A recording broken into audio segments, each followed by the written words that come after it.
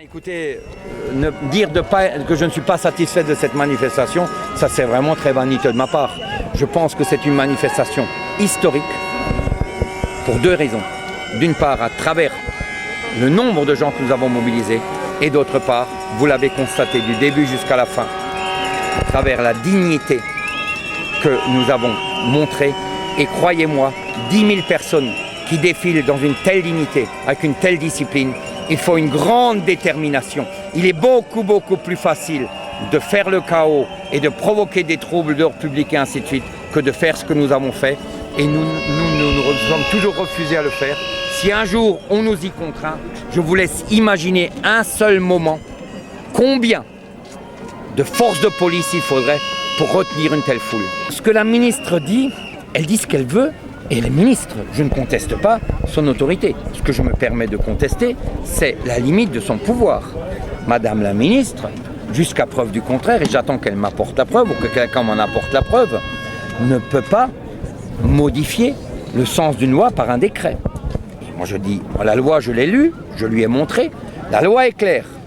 Tant que la Suisse bénéficiera de mesures dérogatives de libre circulation de la part de l'Union européenne, les travailleurs frontaliers pourront continuer à bénéficier du libre choix de l'assurance maladie. Au 1er juin 2014, la Suisse continuera pour beaucoup de temps encore à bénéficier de ces mesures dérogatives.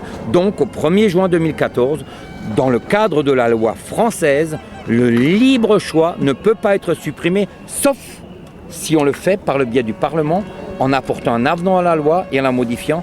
Et à ce moment-là, nous verrons ce qu'il en est.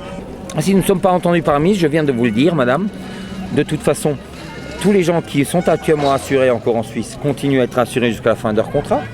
Les nouveaux frontaliers auront le choix entre la Suisse et la sécurité sociale. Et le troisième choix, nous continuerons à leur offrir. Et à ce moment-là, l'URSSAF va leur demander des comptes. À ce moment-là, nous passons en procédure et nous verrons ce qu'il en est. Nous avons l'URSSAF aussi, ce n'est pas une institution. Elle réclame les cotisations qui lui sont dues, mais chaque citoyen en France a le droit de contester. Le mouvement se durcira peut-être sous une autre forme. Je l'ai dit tout à l'heure, si on continue à nous stresser comme ça, on va avoir un énorme burn-out.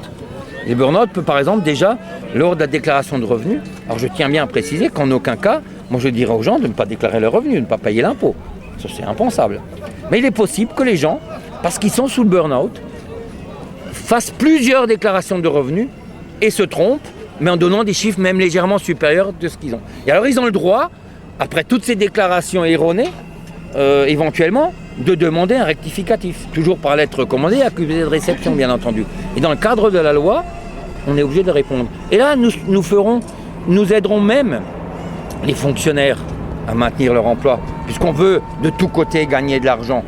Je pense que peut-être les fonctionnaires de la fonction publique chargés du fisc ne seront pas fâchés de garder leur travail.